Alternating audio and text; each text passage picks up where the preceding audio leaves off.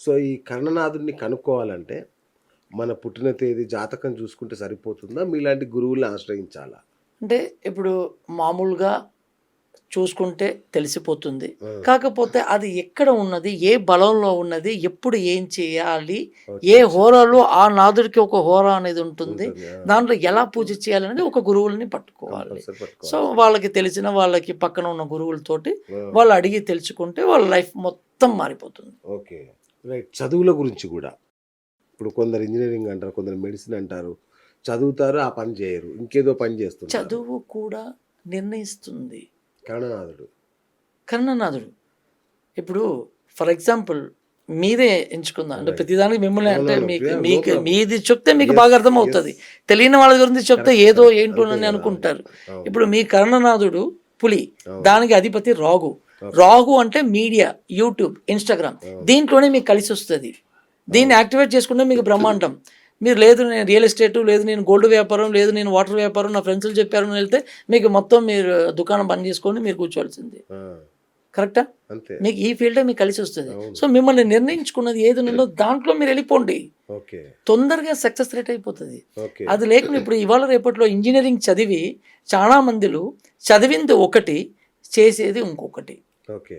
So, అదేదో మన కర్ణనాథుని పట్టుకుంటే మనం ఏమవుతాము అనేది దాన్ని నిర్ణయించి ఉంటది. రైట్. దాన్ని మనం ఫుల్‌గా డెవలప్ చేసుకుంటే ఎక్కడికో వెళ్ళిపోతాం. అట్లాగే చాలా మందికి దీర్ఘకాలిక వ్యాధులుంటాయి. అవునండి. సో, అవి కూడా కర్ణనాథుడు లేకపోవడం వల్లేనా? కర్ణనాథుడికున్న వ్యాధులకి ఏమైనా సంబంధం ఉందా? అంటే దీంట్లో కర్ణనాథుడికి, వ్యాధికి సంబంధం లేదు. కాకపోతే కర్ణనాథుడిని పట్టుకుంటే ఆ వ్యాధి నయమవుతుంది.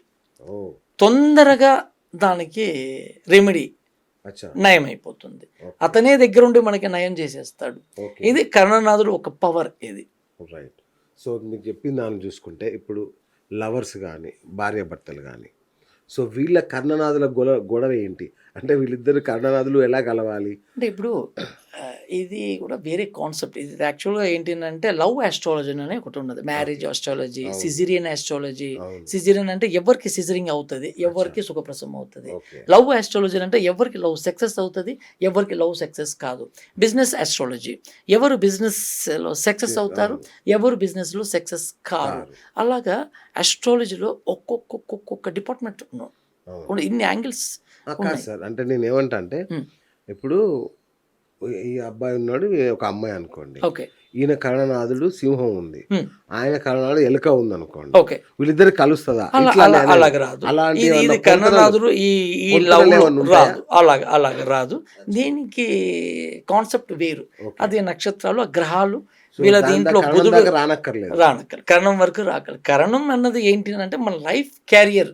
ఓకే. మన లైఫ్‌లో ఉండే గండాలు ఓకే. మన ప్రాణాన్ని కాపాడుతది. మన లైఫ్‌లో నెక్స్ట్ లెవెల్‌లోకి తీసుకొని వెళ్తది. ఓకే. లవ్ అన్నది ఏంటంటే అది గ్రహం. మీకు బుధుడు, శుక్రుడు హ్మ్. వీళ్ళందరూ మంచి ఆస్పెక్ట్స్‌లో కూర్చొని ఉంటే హ్మ్. మీకు లవ్ సక్సెస్ అవుతది. ఓకే. వీళ్ళు ఎవరైనా మంచి ఆస్పెక్ట్స్‌లో లేకపోతే మీకు అది ఫెయిల్ అయిపోతుంది. అంటే నా అంతే. ఉద్దేశం ఏంటి సార్, నెగెటివ్ ఇప్పుడు అశుభ కరణాలున్నాయి, శుభ కరణాలున్నాయి అవునండి. కదా!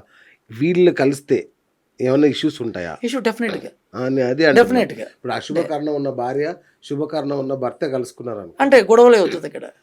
అదే నేను అడుగుతున్నా. డెఫినెట్‌గా. అది చూసుకోవాలా అది పెళ్ళికి చూసుకోవాలి. ముందు? కంపల్సరీ అన్నీ పొ చూసుకోవాలి. పొంతనలతో పాటు ఇది కూడా పొంతనతో చూసుకోవాలి. పాటు ఇది కూడా ఇవాళ రేపులో దేవుడా! ఎవరండి పొంతనలు చూసుకుంటున్నారు? ఆ! చూసుకోవట్లేదు.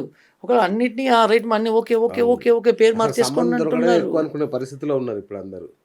అలాగైపోయింది ఆ! నానండి. మన అవును. పరిస్థితి అలాగైపోయింది. సో, మీరు పేరు మార్చేసుకోండి అంటున్నారు. మీరు పుట్టిన నక్షత్రానికి పేరు మార్చేస్తే అక్కడ జాతకంలో మీరు కలిసిపోతారా? మరి అలాంటప్పుడు ఈ డైవర్సు, ఈ కోర్టులు, ఈ కేసులు, ఈ పోలీస్ స్టేషన్‌లో అసలు ఈ కేసులే రాకూడదుగా. కరెక్ట్. ఇవన్నీ ఎందుకు వస్తున్నాయి? అవును. అంటే అంతకు మించి ఒకటి ఉన్నది ఏదో అక్కడ. ఉంది యాక్చువల్‌గా. అవును. ఇక్కడ ఉన్నది. దాన్ని తెలుసుకొని దాన్ని చిన్న రెక్టిఫై చేసుకుంటే చాలు. రైట్. ఇక్కడ ఏమీ లేదు. రైట్. ఇప్పుడు మీ ఊర్లలో కర్ణనాథుడికి ఏ కర్ణనాథుడు అమ్మాయి సెట్ అవుతుందన్నది చూసుకోండి. చూసుకోవాలి. ఆ! గ్రహాలని చూసుకోండి. హ్మ్. మీ గణానికి ఆ అమ్మాయి గణం. ఇప్పుడు మీరు రాక్షస గణం. ఆ అమ్మాయిది దేవతా గణం అంటే ఎప్పుడూ ఆ! గొడవనే అవును. ఇదవుతూనే ఉంటుంది. సో, ఇలాగా ఉంటాయి అన్నమాట. ఓకే. ఎలుక, పాము, సింహం, ఇది అవును. జింక. So, okay. ఇలాగన్నీ ఉంటాయి. అవి మనం మ్యాచ్ చూసుకోవాలి. ఓకే. దేనికి పడవో ఇప్పుడు నాకు తెలిసి ఒక బిగ్ షాట్ పేరు చెప్పకూడదు. రైట్. ఆళ్ళు చాలా పెద్ద స్థాయి అని చెప్పి ఇచ్చి పెళ్లి చేసేసారు. లాస్ట్‌కి ఈరోజు డైవర్స్ వరకు కోర్ట్‌కి వెళ్ళి తలలు పట్టుకొని పరువులు పోయి, హ్మ్. రోడ్డు మీద పరువులు పోయి, కోర్టుకి ఇప్పుడు కేసు నడుస్తుంది. ఉమ్. ఆ రోజే చెప్పా, ఇది కలవట్లేదు, మీరు స్టేటస్ చూసుకుంటున్నారు, జీవితంలో స్టేటస్ డబ్బు కాదు ముఖ్యము, వాళ్ళ ఇద్దరు జీవితాలు ముఖ్యము, వాళ్ళు హ్యాపీగా ఉంటేనే మీరు హ్యాపీగా ఉండగలుగుతారు. ఉమ్. ఇవన్నీ వాళ్ళు పట్టించుకోలేదు. ఈరోజు కోర్టు చుట్టూ తిరుగుతున్నారు. సార్ ఇప్పుడు చిరంజీవి గారికి వీళ్ళందరూ ఇంత పెద్ద ఫ్యామిలీ కదా, అవునండి. మరి శ్రీజకి అన్ని మ్యారేజ్లు అవుతున్నాయి కదా, ఆయన ఎందుకు ఆపలేకపోతున్నాడు? అంటే అతనికి కరెక్ట్ అయిన రెమెడీ చెప్పేవాళ్ళు ఎవరు లేరండి. ఓకే. అతనికి సూపర్ స్టార్, అతను సూపర్ హీరో అతను. ఆయన తలుచుకుంటే కాకపోతే ఇంతమంది అతను హాస్టల్లో తలుచుకుంటే ఇంటి ముందు queue పెద్ద కడతారు. ఇంత ముందు వచ్చి క్యూ కట్టేటోళ్ళు గోల్డెన్ మందిలో ఉన్నారు. ఇప్పుడు సముద్రము ఈ లోకము చుట్టి ఉన్న ఒక్క డ్రాప్ కూడా తాగటానికి పనికిరాదు. కరెక్ట్. అదేలాగా ఆస్ట్రాలజర్ ఎన్ని మందిలు ఉన్నా కూడా కొద్ది మందిలు మాత్రమే. ఇప్పుడు శ్రీజ గారిది మీరు మాట ఎత్తారు కాబట్టి దానికి పరిహారం చెప్తున్నా, ఇది అందరికీ వర్తిస్తుంది. చెప్పండి. ఎవరికైతే కలత్ర దోషం ఉన్నదో, అంటే కలత్ర దోషం అంటే మాంగళ్య దోషం, అవును. 8 రాగు ఉన్నా, 7 గుజుడు ఉన్నా, 7 రాగు ఉన్నా, ఇవన్నీ గొడవలు అవుతాయి. దీనికి పరిహారం సింపుల్.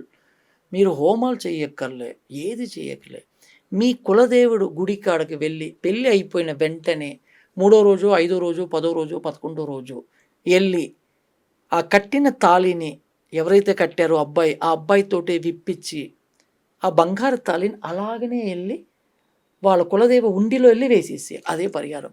అక్కడితోటి పునర్వివాహం మీకు కాదు, అంటే మళ్ళీ కట్టొచ్చా ఆయన? మళ్ళీ కట్టేయాలి. మంచి ముహూర్తం చూసి కట్టేయాలి. ఓకే. సరే, ఇప్పుడు ఇవాళ రేపట్లో ఆ ఒక్క ముహూర్తానికి పుష్కర నవాంశం ముహూర్తం అనేది ఒకటి ఉన్నది. ఓకే. ఈ ముహూర్తానికి ఎవరు పెళ్లి చేసుకోవట్లేదు, పుష్కర ముహూర్తం నవాంశం. తప్పిన తర్వాత చేసుకుంటున్నారు. అవును, అవును. ఒక పుష్కర నవాంశం అన్నది ఏంటినంటే ఎటువంటి ఒక చెడు ఉన్నా కూడా ఆ పుష్కర నవాంశంలో మనం చేసే పని, కట్టే తాళి సక్సెస్ అయిపోతుంది. అక్కడ మీకు డైవర్స్ వరకు రాదు, అక్కడ అన్యోన్యత మీకు అన్ని సెట్ అయిపోతుంది. ఆ జీలకర్ర బెల్లం అనేది చెప్పిన ముహూర్తానికి ఎవరు పెట్టట్లేదు. వీడియో షూట్ అంటున్నారు, కెమెరా షూట్ అంటున్నారు, డ్రెస్సింగ్ అంటున్నారు, మేకప్ అంటున్నారు, డిసైడ్ దాంతో చేస్తాడు. రీషూట్ మళ్ళొక్కసారి తాళి కట్టండి, మళ్ళొకసారి ఇవన్నీ అవే. ఇప్పుడు తిథికి ఎంత ప్రాధాన్యత అంటే నేను మీకు ఒక చిన్న స్టోరీ చెప్తాను, వినండి. కౌరవులు పాండవుల యుద్ధం జరిగేటప్పుడు శకుని సహదేవుని పిలిచి యుద్ధానికి ఒక ముహూర్తం చెప్పునని పిలిచి అడుగుతాడు. ఓకే. సహదేవుడు ధర్మాన్ని పాటించే అతను, శత్రువులకైనా ధర్మంగా కరెక్ట్గా డేట్ ఫిక్స్ చేస్తాడు.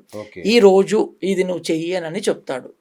సో అతను అమావాస్య రోజు నువ్వు యుద్ధాన్ని ప్రారంభించు, నువ్వే గెలుస్తావు అని ముహూర్తాన్ని ఇచ్చేశాడు కౌరవులు పాండవులు యుద్ధానికి.